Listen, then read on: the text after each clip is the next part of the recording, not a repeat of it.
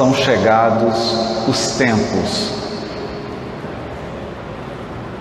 O Espiritismo, na condução do nosso codificador Allan Kardec, adentrou no mundo dos espíritos e de uma maneira muito peculiar nos esclarece sobre aspectos que antes foram abordados em várias civilizações, na literatura, mas muitas vezes com uma linguagem profundamente simbólica que dificultava a compreensão de todos, ou de uma maneira tão mística que o assunto foi conturbado, dificultando imensamente a compreensão do tema. E um desses temas é o desenrolar do desenvolvimento do orbe terreno. Para isso, nós gostaríamos de relembrar algumas balizas, alguns pontos fundamentais da codificação espírita que norteiam a nossa reflexão sobre esse tema. Na questão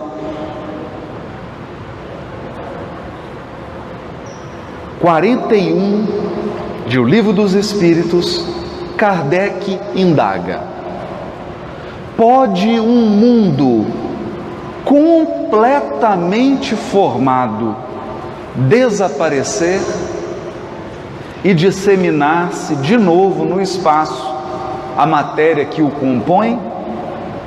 E os Espíritos respondem: sim. Deus renova os mundos como renova os seres vivos. Renova os mundos como renova os seres vivos. Aqui, então, numa visão amplamente universal, os Espíritos começam a treinar o nosso pensamento para devassar o ilimitado, o infinito da criação divina que se renova permanentemente para o bem. Na questão 780,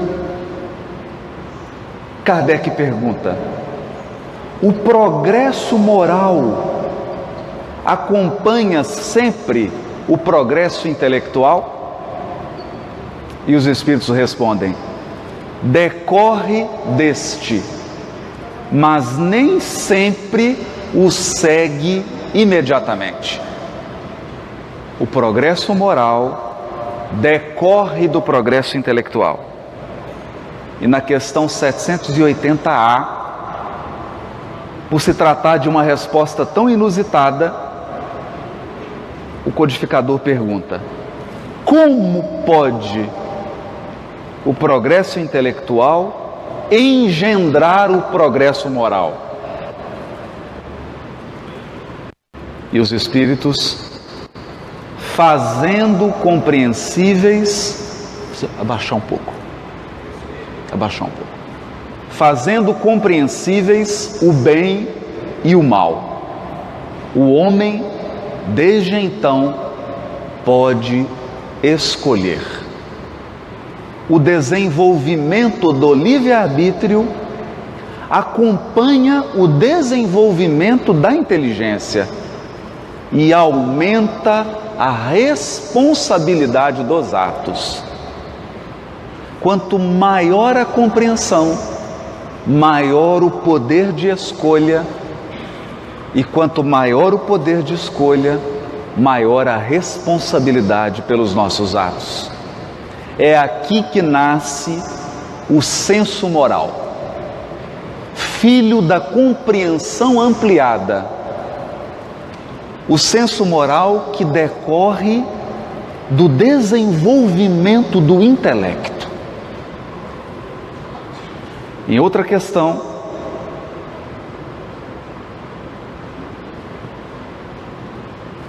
questão 114, quando Kardec trabalha a progressão dos espíritos Ele pergunta: os espíritos são bons ou maus por natureza? Ou são eles mesmos que se melhoram? Há uma criação de espíritos maus e de espíritos bons? Ou são os próprios espíritos que se melhoram? São os próprios espíritos que se melhoram. E melhorando-se, passam de uma ordem inferior para outra ordem mais elevada. É porque está muito alto o microfone.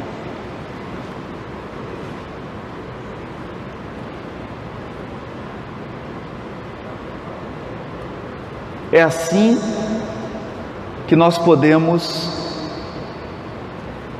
adentrar num tema importante da codificação espírita, que é a classificação dos espíritos. Na primeira ordem, os espíritos imperfeitos; na segunda ordem, os bons espíritos; e na terceira ordem, os espíritos puros, cuja característica dessa ordem é o completo desprendimento da matéria e uma superioridade intelectual e moral. Por que estamos relendo e redizendo todas essas questões? Para mostrar que, ao tratarmos do tema "São chegados os tempos", o Espiritismo não traz nenhum misticismo ou ideia fantasiosa. Ao contrário, a doutrina espírita nos mostra uma sequência natural do progresso individual e do progresso dos mundos. Portanto, no livro A Gênese, a conclusão de todo o raciocínio que estamos fazendo até agora está numa mensagem do Dr. Berry. No último capítulo do livro A Gênese, item 9. Olha o que esse espírito vai dizer. Sim, de certo a humanidade se transforma como já se transformou noutras épocas. E cada transformação se assinala por uma crise.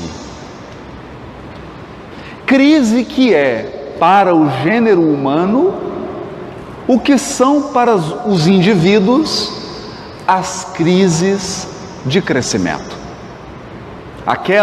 As crises, se tornam muitas vezes penosas, dolorosas e arrebatam consigo as gerações e as instituições, mas são sempre seguidas de uma fase de progresso material e progresso moral. A humanidade terrestre, tendo chegado a um desses períodos de crescimento, está em cheio, há quase um século, no trabalho da sua transformação, pelo que a vemos agitar-se de todos os lados, presa de uma espécie de febre com que é impelida por invisível força.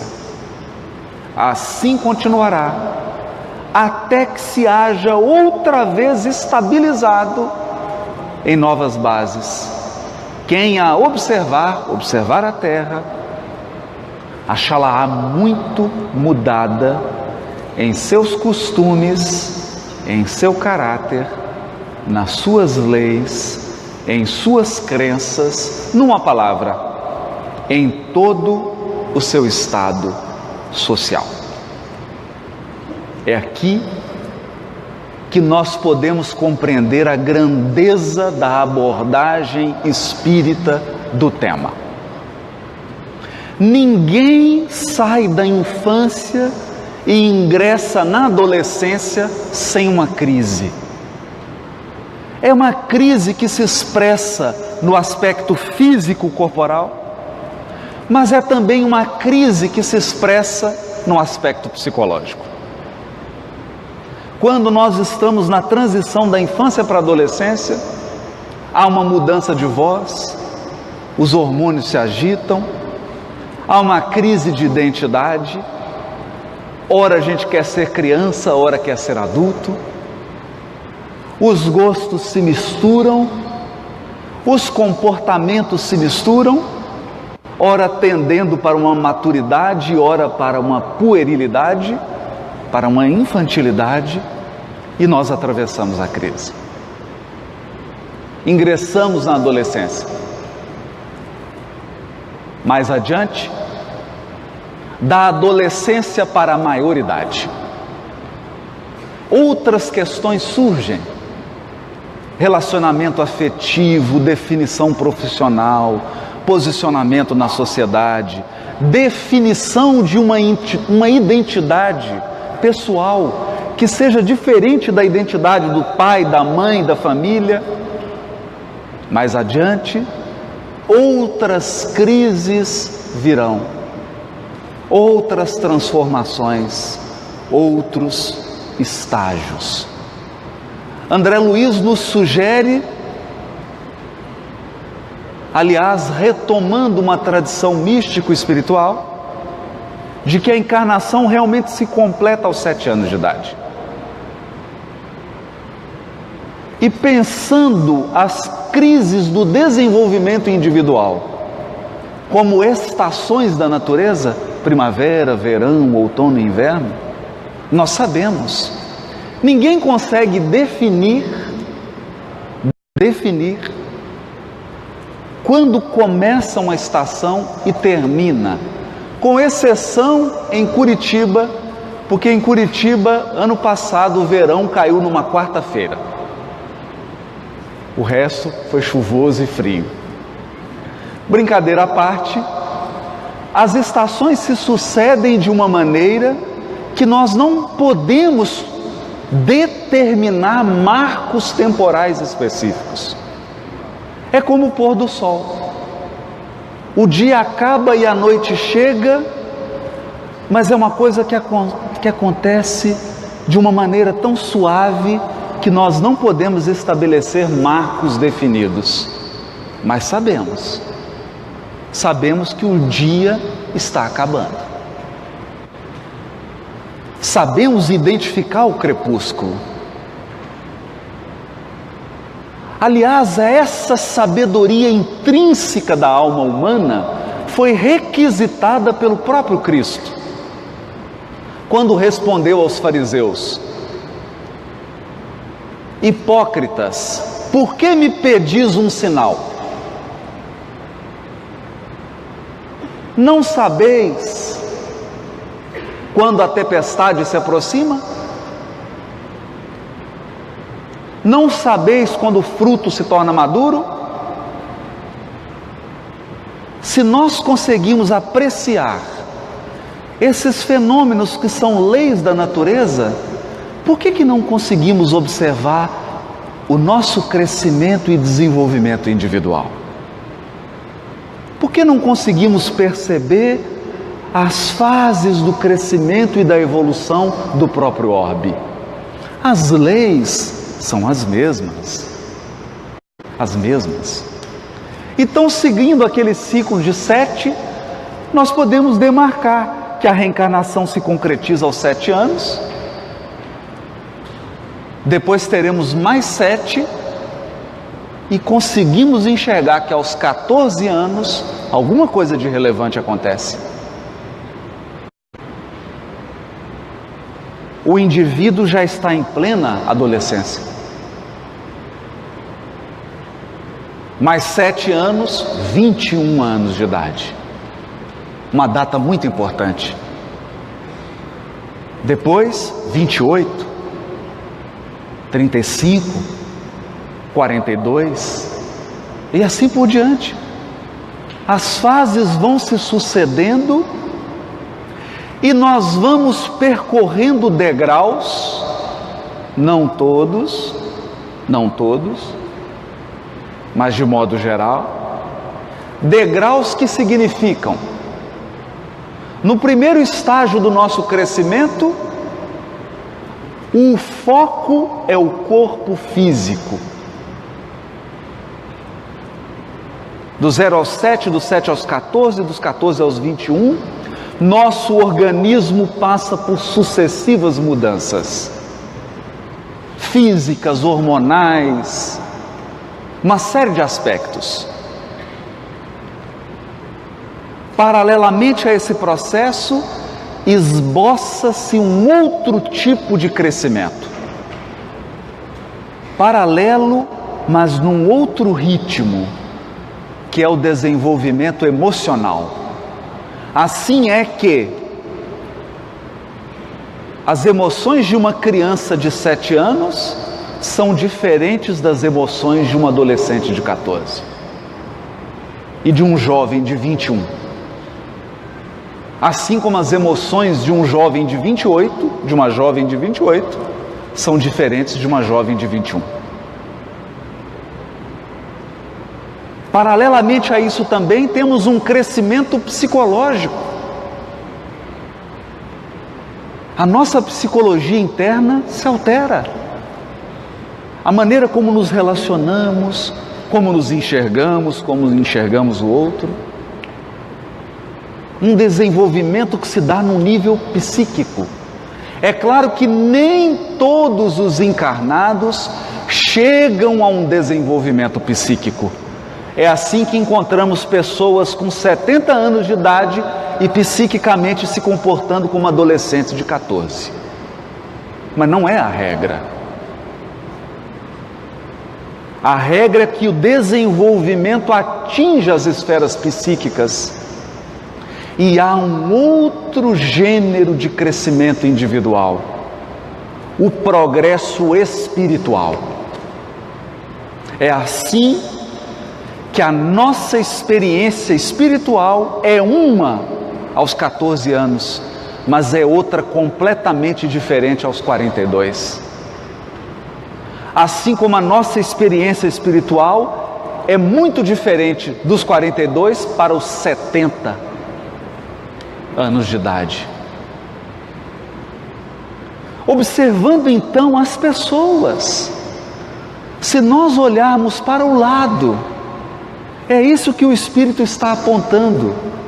Vamos entender o que está acontecendo com a Terra. A Terra também passou pela sua infância. E o que se trabalha na infância? O aspecto material, o corpo. A Terra também passou por convulsões, definições de continentes, definição da sua forma geológica. Era a infância terrena, que os espíritos chamam de mundo primitivo. É quando um homem está num processo de desenvolvimento físico. Ele está se definindo como um planeta. Acontece que chega um momento que fisicamente o orbe se estabiliza. Então hoje nós podemos ver claramente quais são os continentes, a estrutura da Terra, que permanece mais ou menos estável, porque o planeta também vai envelhecer. A Terra também chegará à velhice, e o planeta Terra também irá morrer. Por quê? Porque Deus renova os mundos como renova os seres vivos. O planeta também terá o seu ciclo de declínio material. paralelamente ao ciclo de crescimento material, a Terra experimentou um ciclo de desenvolvimento emocional e psíquico. E aqui vale lembrar: quantas civilizações já passaram? Quantos movimentos sociais? Quantas experiências o gênero humano já fez? Pense na Grécia Antiga, no século de Péricles, nos grandes filósofos que nasceram naquele século, impulsionaram o pensamento filosófico, construíram as bases da nossa civilização ocidental. E de outro lado, a antiga China, a Índia, também trabalhando a consolidação da civilização oriental. Grandes movimentos que constituem até hoje marcos da nossa experiência civilizatória. Tudo que fazemos lembra, de certo modo, o Oriente e o Ocidente. As marcas da China milenária e da Índia e as marcas da Grécia estão presentes hoje na estrutura comunitária da Terra. O que significa isso? Significa que nós,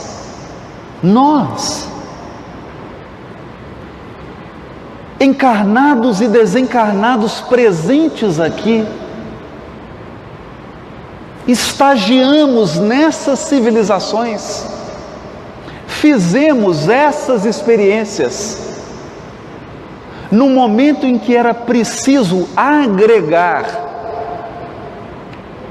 aprendizados específicos ligados ao desenvolvimento do intelecto.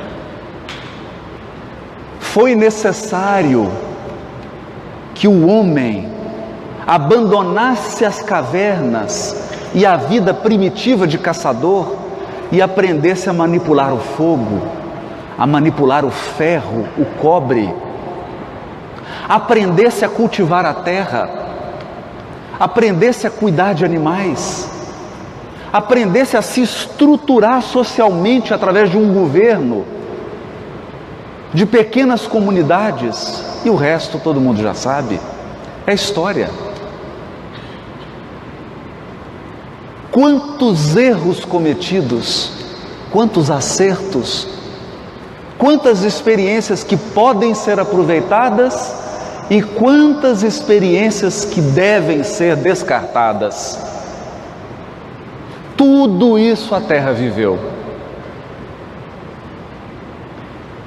E no seu progresso intelectual atingiu as culminâncias do mundo grego e do mundo romano.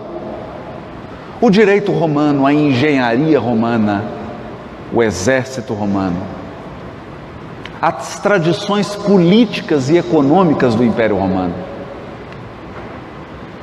Depois o declínio de Roma, que entrega o seu patrimônio civilizatório para a Europa. Toda a história europeia, de erros e acertos, de truculências e de grandezas, de voos e de quedas desastrosas, construindo o intelecto humano,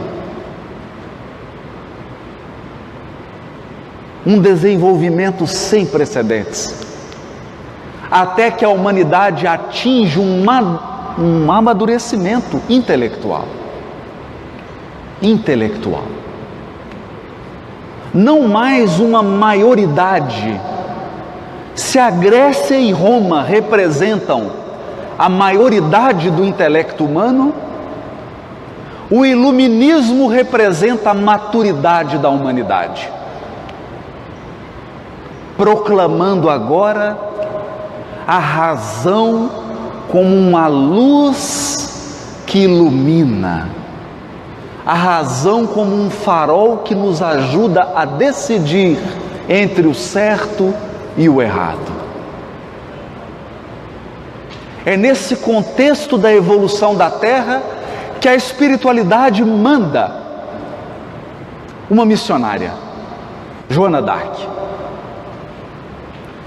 encarregada de proteger as fronteiras da França, porque naquele momento grave da história humana, os espíritos trabalhavam aspectos genéticos e outros aspectos fluídicos e perispirituais, para que a humanidade recebesse missionários que dariam um grande impulso no desenvolvimento intelectual.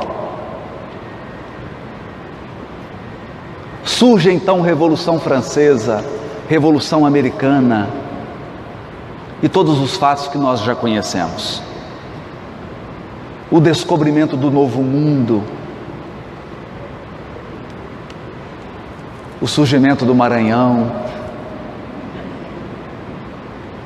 com todas as suas belezas, com os franceses, os holandeses, os portugueses, a experiência europeia sendo derramada no continente americano, especialmente no território brasileiro.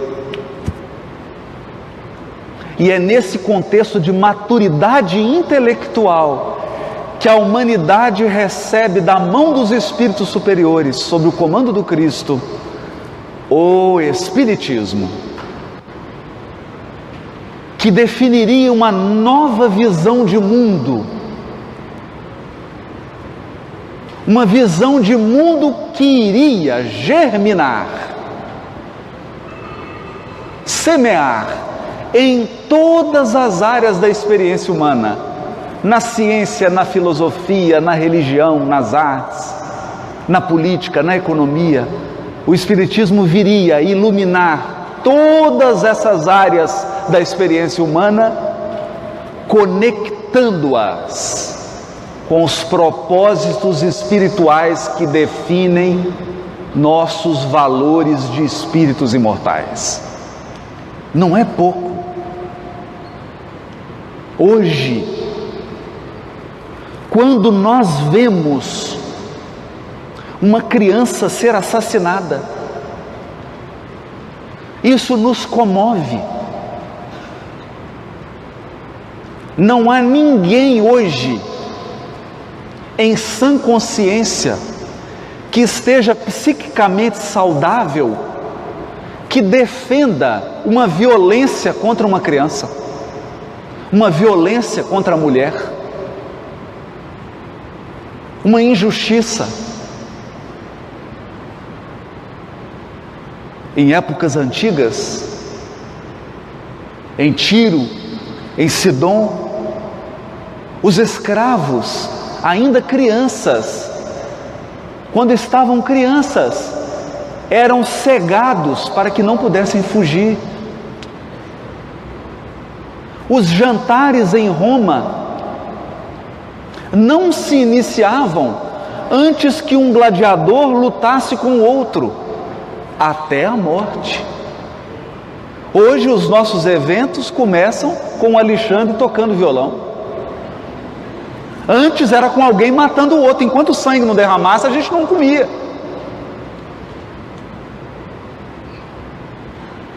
E isso fere a nossa sensibilidade. Por quê? Porque a humanidade conquistou um progresso intelectual.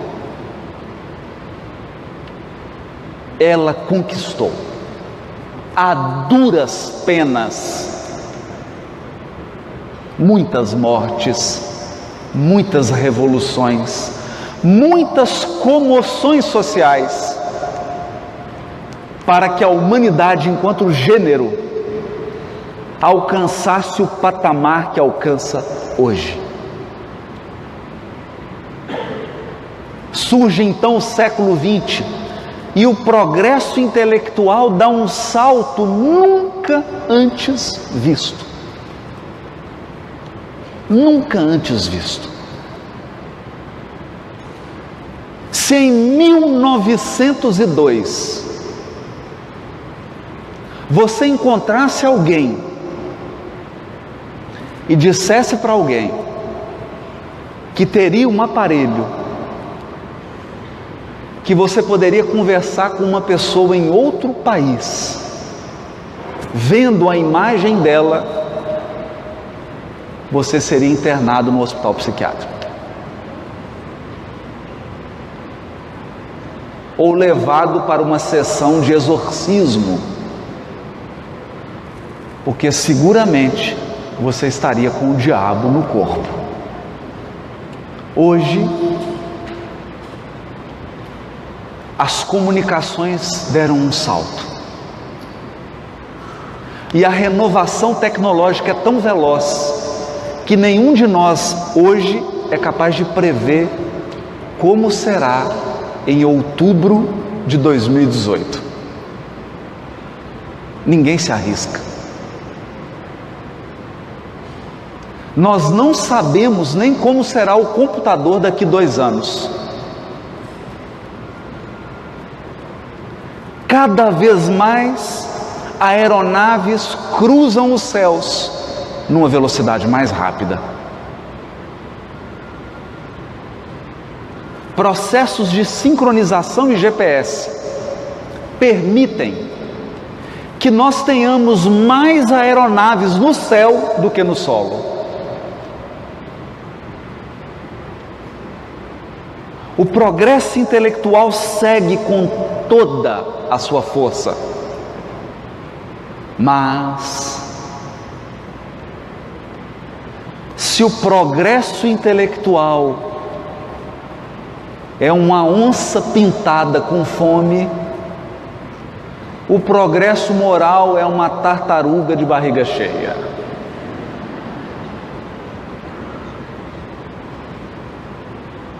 Paralelo ao desenvolvimento intelectual da humanidade, segue lentamente o desenvolvimento do senso moral. O senso moral é aquele aperfeiçoamento interior das almas que as tornam sensíveis ao belo e ao bom. Ao belo e ao bom. O senso moral torna as almas predispostas ao trabalho, à disciplina, à ordem, ao respeito mútuo. O senso moral constrói a legítima fraternidade, a legítima igualdade com respeito às diferenças e a legítima liberdade, que é a liberdade estabelecida no cumprimento do dever de modo irrepreensível. O senso moral segue devagar. E é assim que nós podemos afirmar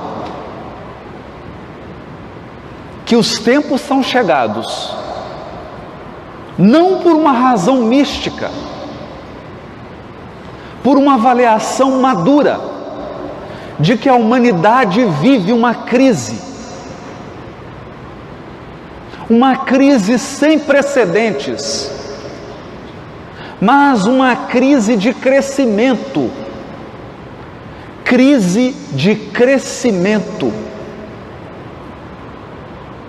Repara em uma criança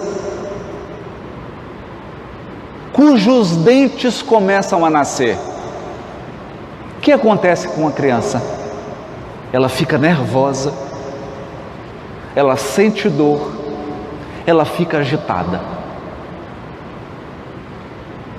Toda crise de crescimento produz ansiedade. Toda crise de crescimento produz angústia.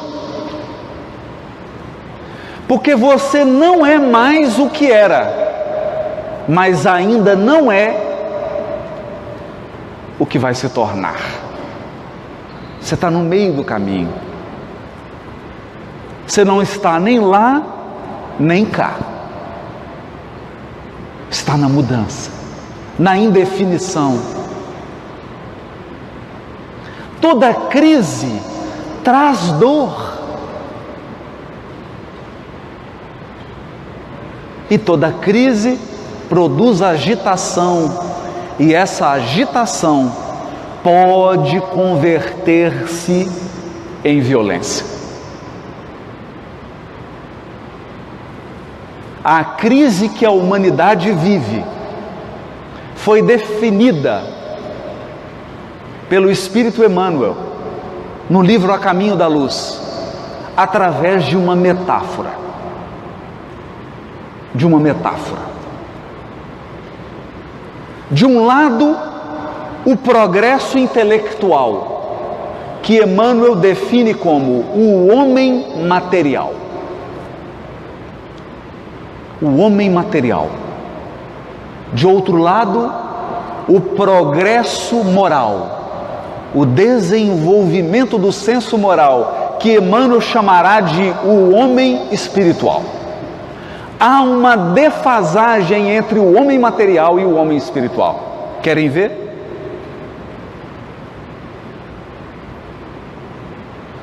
Hoje,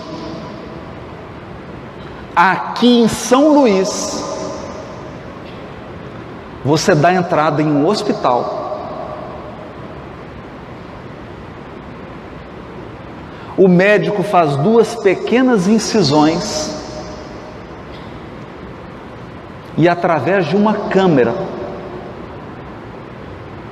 um médico em Londres pode operar você.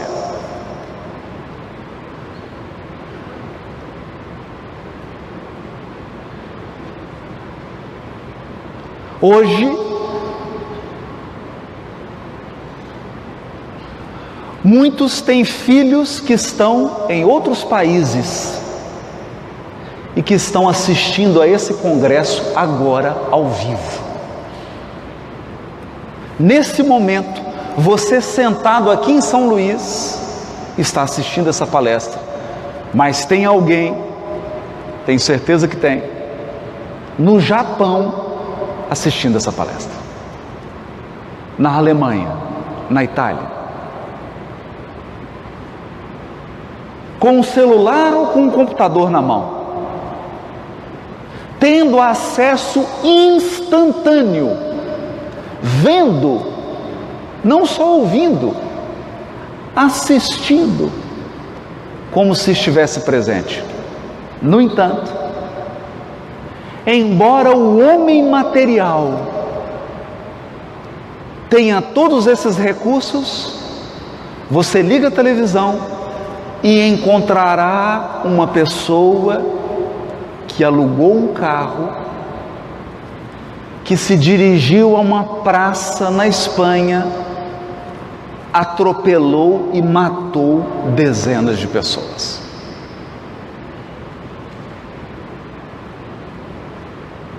Se de um lado nós temos o encarnado, que vai para o aeroporto em São Luís, toma um avião, e algumas horas depois está em outro continente, simultaneamente, nós temos uma pessoa responsável pela guarda de uma creche, que põe fogo em várias crianças e põe fogo em si mesmo.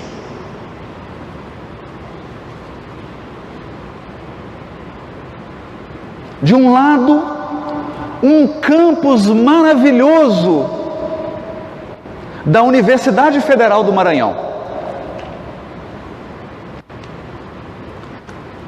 Um espaço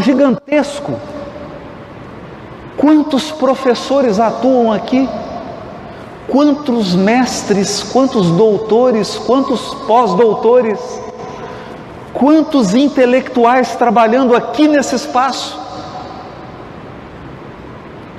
Pessoas que estudam e se dedicam à pesquisa há 10, 20, 30, 40, 50 anos.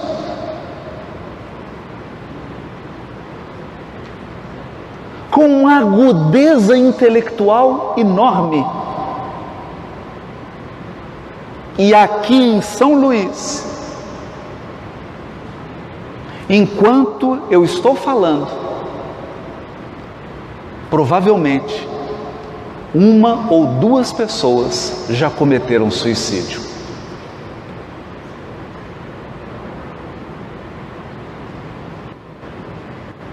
Essa é a crise. Essa é a crise. O progresso intelectual e material foi gigantesco, foi enorme. Mas o progresso moral da criatura humana não deu conta de acompanhar.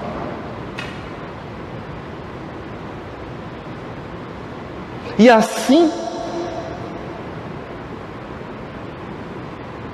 embora nós tenhamos instituições respeitáveis, elas não funcionam. E nós acreditamos que a solução é criar outra instituição para que a instituição principal funcione.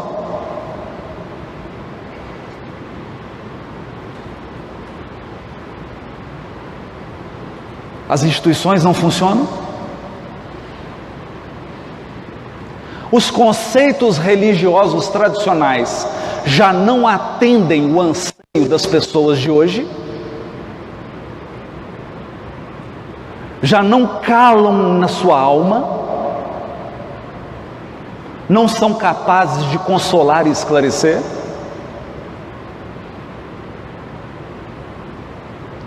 Espalhou-se no mundo um modo de vida predatório e materialista. Predatório e materialista.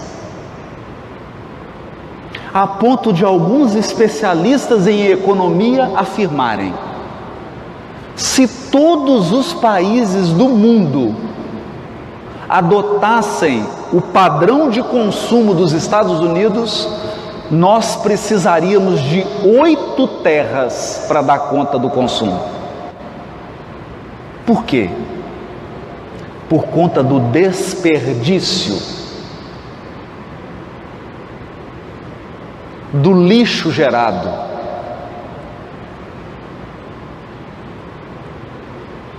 Das pessoas que sentem angústia na alma e querem preencher esse vazio comprando coisas. Das pessoas que perderam o sentido da existência e querem preencher esse vazio ocupando cargos, inclusive no movimento espírita.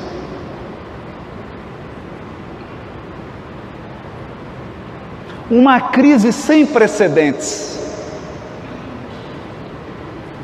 Mas calma, eu não vim aqui ser um profeta do Apocalipse. A crise é de crescimento. É de crescimento. O crescimento é inevitável, inexorável. Não há nenhum ser humano capaz de deter o progresso humano.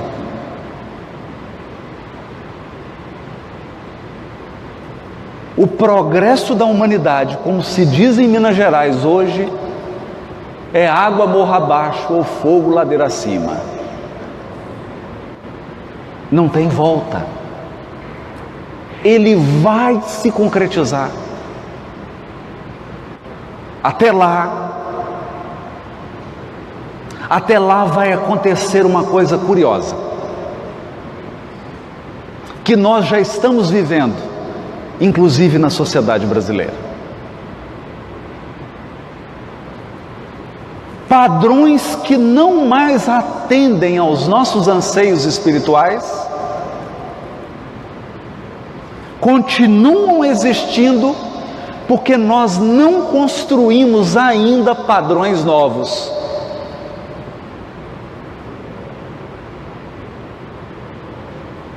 Então há uma coexistência entre o velho e o novo.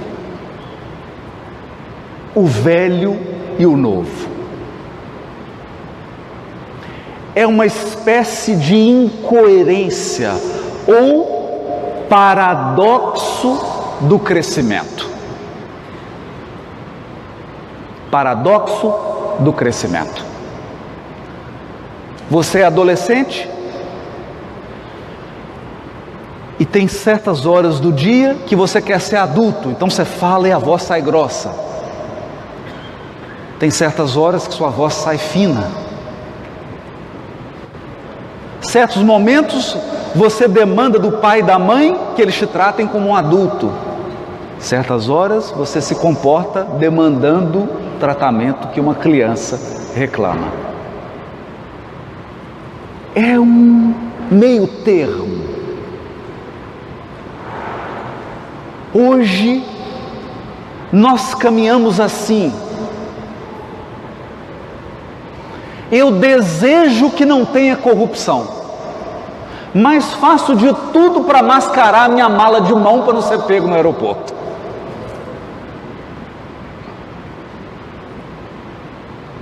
Eu exijo mais ética e transparência na política, mas me permito certos desvios na vida pessoal.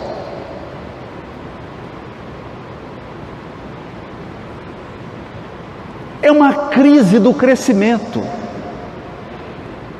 Eu já percebo, mas o padrão antigo impera.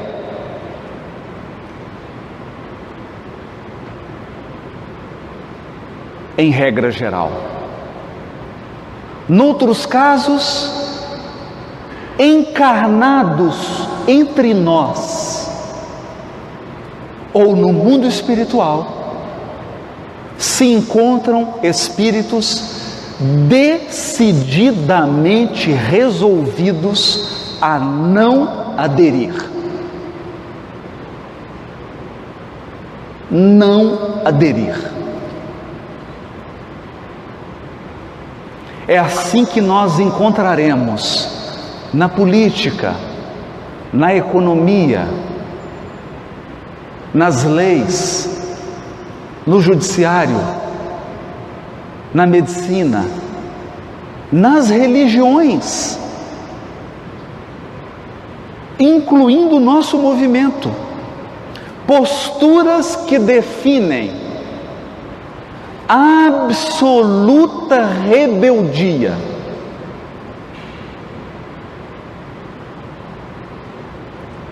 O espírito se define como alguém que quer, deseja e vai praticar o mal, custe o que custar.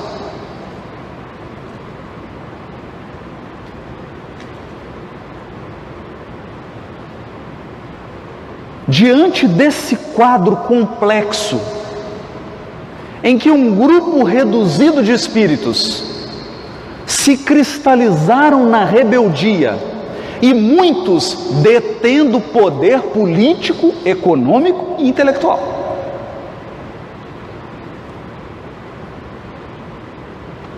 Alguns espíritos que não querem o progresso humano detêm poder econômico, ou detêm poder político, ou detêm poder intelectual. E representam polos de resistência. A abstração feita desse grupo, que é uma minoria, embora com um poder enorme, gigantesco, há uma multidão de encarnados e desencarnados que agem na inconsciência, que agem de modo instintivo, que agem no hábito. Eu quero um mundo mais limpo. No entanto, chupo o picolé e jogo a casca, jogo o plástico na janela do carro.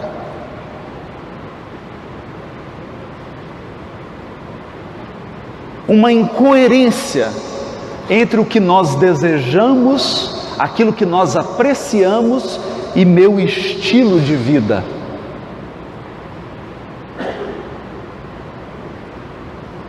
Uma multidão é então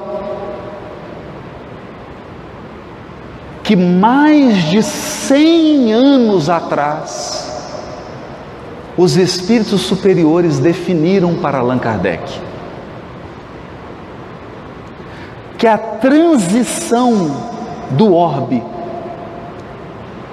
a passagem dessa crise enorme e sem precedentes na história do orbe terreno, se dará de um modo que revela a inteligência, a sabedoria de Deus, mas também o seu amor e a sua misericórdia infinitos.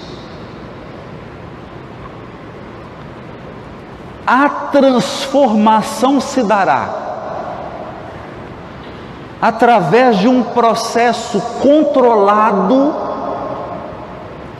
e inteligente de encarnação de espíritos mais desenvolvidos.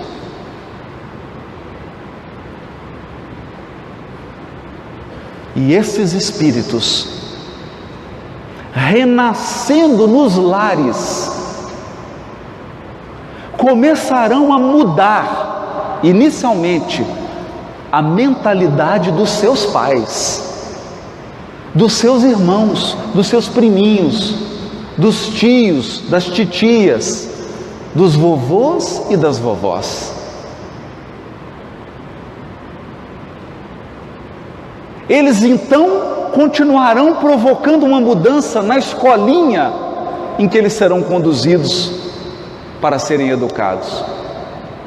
Mais tarde, nas suas profissões, nas suas vidas afetivas, na maneira como eles vivem em sociedade,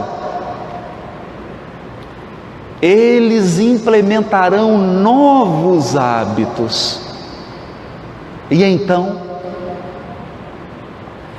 se cumprirá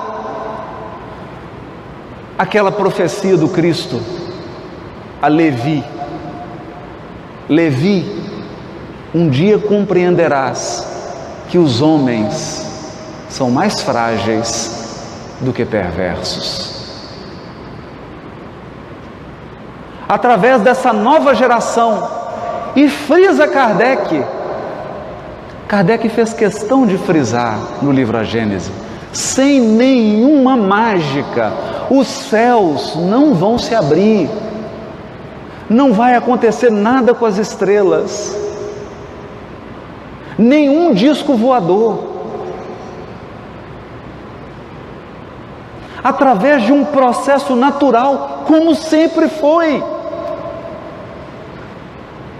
Simplesmente na Grécia, em determinado século, nasce Péricles, nasce um conjunto de filósofos, centenas de missionários e mudam toda uma região do planeta e causam um impacto no desenvolvimento do orbe que é sentido até hoje.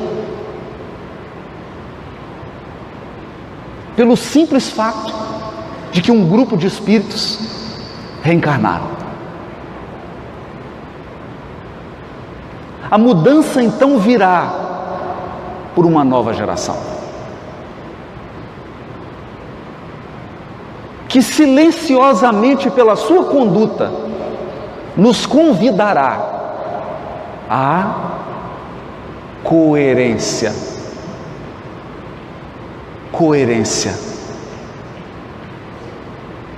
Nós seremos convidados a equilibrar, a elevar o nosso padrão moral ao nível do nosso padrão intelectual. Nesse dia, nós teremos sim criaturas com imenso potencial na fala, nas artes, na escrita, na ciência, na política, em todas as áreas humanas. Mas, além de inteligentes, essas pessoas serão profundamente boas e mais, profundamente dignas, honradas, honestas, íntegras. A inteligência andará de braços dados com a bondade.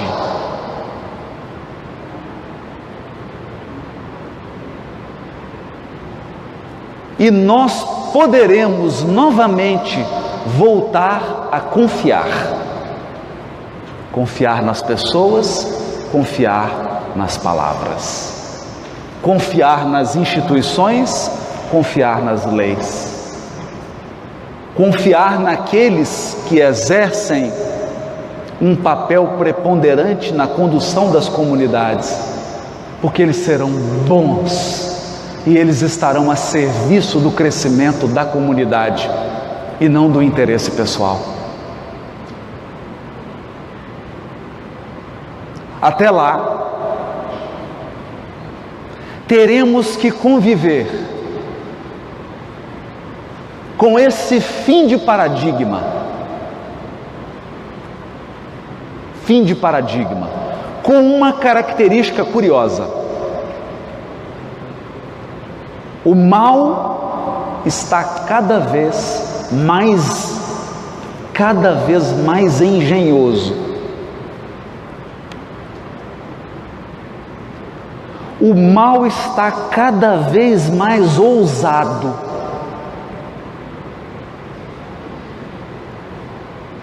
Mas eu me arriscaria a dizer, o mal tem deixado de ser intrigante.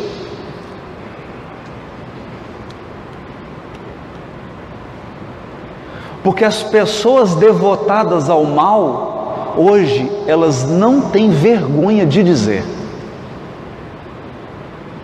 Elas assumem publicamente que querem o mal.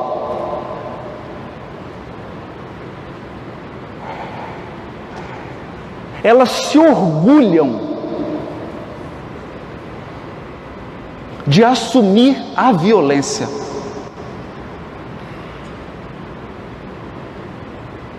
Elas se orgulham de assumir a ostentação material.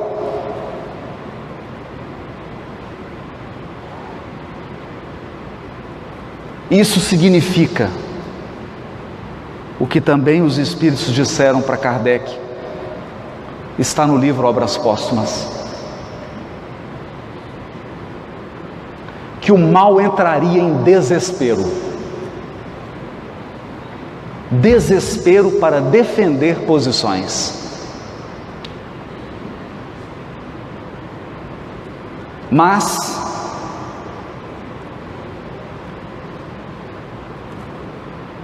como ensinou Jesus a Mateus, quem governa o mundo é Deus. E nós, que temos essa marca de compromisso com a nova era, que temos um compromisso espiritual e intelectual com a nova geração, com a nova fase para onde a humanidade se destina, permaneceremos em prece para não perdermos a conexão com as fontes superiores da espiritualidade. Permaneceremos no trabalho digno e no cumprimento do nosso dever, para que o nosso verbo não seja apenas um sino que ressoa, mas para que a nossa vida seja um exemplo, não de perfeição, mas de dignidade. permaneceremos na defesa dos nossos valores, defesa pacífica. Porque o bem se faz puxando a sardinha para o meu lado, de um modo bem mineiro, cabeça baixa e comendo mingau pelas beiradas. Muito obrigado. Boa noite para todos.